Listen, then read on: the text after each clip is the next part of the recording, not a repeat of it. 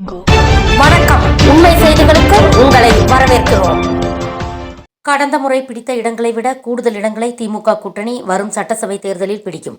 அதற்கான பணிகளை செய்து வருகிறோம் என நெல்லையில் அமைச்சர் KN நேரு தெரிவித்தார். தமிழக முதல்வரின் புதிய விரிவான மினி பஸ் திட்டம் 2024 படி நெல்லை மாவட்டத்தில் 28 புதிய மினி பஸ் வழித்தடங்கள் மற்றும் 6 புலம்பெயர்வு வழித்தடங்கள் கண்டறியப்பட்டு அவற்றில் மினி பஸ்களை இயக்கிட கலெக்டர் உத்தரவிட்டுள்ளார். அதன் அடிப்படையில் முதற்கட்டமாக 8 புதிய வழித்தடங்களிலும் 6 புலம்பெயர்வு வழித்தடங்களிலும் 14 மினி பஸ்கள் இயக்கப்பட்டன. இப்புதிய வழித்தடங்களில் மினி பஸ்கள் இயக்கப்பட்டன. அதன் அடிப்படையில் முதற்கட்டமாக 8 புதிய வழித்தடங்களிலும் 6 புலம்பெயர்வு வழித்தடங்களிலும் 14 மினி பஸ்கள் இயக்கப்பட்டன. இப்புதிய வழித்தடங்களில் மினி பஸ்களை அமைச்சர்கள் KN நேரு, அனிதா ராதாகிருஷ்ணன் ஆகியோர் கொடியசைத்து தொடங்கி வைத்தனர். நிகழ்ச்சிக்கு சபாநாயகர் அப்பாவு தலைமை வகித்தார். நெல்லை மாவட்ட கலெக்டர் சுகுமார் வரவேற்றார்.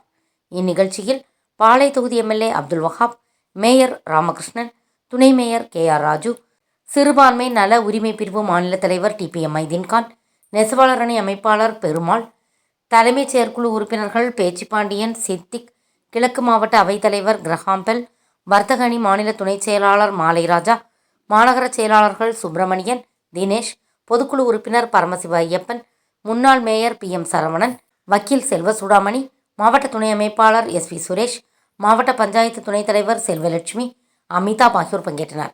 அதிகாரிகள் தரப்பில் மாநகராட்சி கமிஷனர் சுகபுத்ரா, TRO சுகன்யா, வட்டார போக்குவரத்து அலுவலர் சரவணன், தச்சைமண்டல உதவி கமிஷனர் ஜான்சன் தேவசகாயம், திட்ட அதிகாரி சரவணன், மோட்டார் வாகன ஆய்வாளர் பத்மபிரியா, நெல்லை மாவட்ட மினி பஸ் சங்க தலைவர் வேணி பாலகிருஷ்ணன் உள்ளிட்டோர் கலந்து கொண்டனர்.